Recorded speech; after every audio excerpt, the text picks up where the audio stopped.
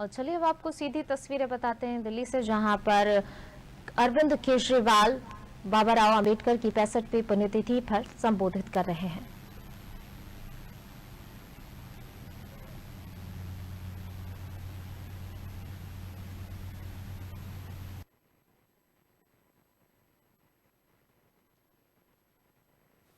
दुनिया का सबसे बेहतरीन संविधान बाबा साहब अम्बेडकर ने हमारे देश को दिया।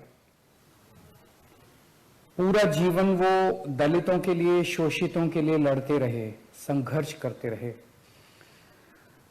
और अगर मैं कहूं कि शायद आज तक के भारत के सबसे पढ़े लिखे नागरिक थे, तो मुझे लगता है ये अतिशयोक्ति नहीं होगी। मैं नहीं जानता कोई और भारतीय जिसने इतनी पढ़ाई की हो। आपको शायद पता नहीं होगा कि उन्होंने 64 विषयों में 64 सब्जेक्ट्स में मास्टर्स डिग्री हासिल की थी।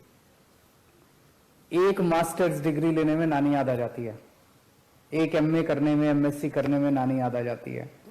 उन्होंने 64 सब्जेक्ट्स के अंदर मास्टर्स डिग्री हासिल की थी। उन्होंने 2 डॉक्टरेट डिग्री ली थी, 2, एक अमेरिका से और एक इंग्लैंड से। इतने गरीब परिवार से वो आते थे, इतने गरीब परिवार से आते थे, उनके घर में खाने को नहीं होता था। जब वो इंग्लैंड में डिग्री कर रहे थे तो बीच में उनका वजीफा रुक गया, उनको डिग्री बीच में छोड़ के आना पड़ा, और फिर वो यहाँ पे पैसों का जुगाड़ करके दोबारा डिग्री लेने के लिए गए थे। इतना पढ़ाई को इतनी ज्यादा तवज्जो देते थे। 2 विदेशों से डॉक्टरेट डिग्री ली थी उन दिनों में। आज की डेट में कोई बच्चा अगर फॉरेन में पढ़ने जाना चाहता है, कितना मुश्किल है किसी के लिए फॉरेन में पढ़ने जाना, अमेरिका में, इंग्लैंड में पढ़ने जाना आज की डेट में कितना मुश्किल है।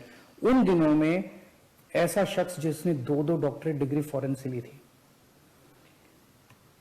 उनको, और उस जमाने के वो पहले डॉक्टरेट डिग्री हासिल करने वाले पहले भारतीय थे।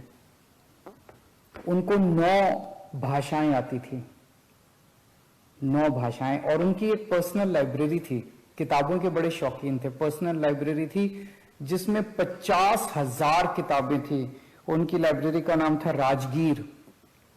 और कहते हैं कि दुनिया की सबसे बड़ी लाइब्रेरी उनकी पर्सनल लाइब्रेरी थी। इतना ज्यादा उन्होंने पढ़ाई को तवज्जो दिया। आज वो हमारे बीच में नहीं है, लेकिन भारत नहीं, पूरी दुनिया उनकी कितनी कद्र करती है, ये आप इस बात से सोच लीजिए कि लंदन के म्यूजियम में आज कार्ल मार्क्स के बगल में उनकी प्रतिमा लगी हुई है। इतने बड़े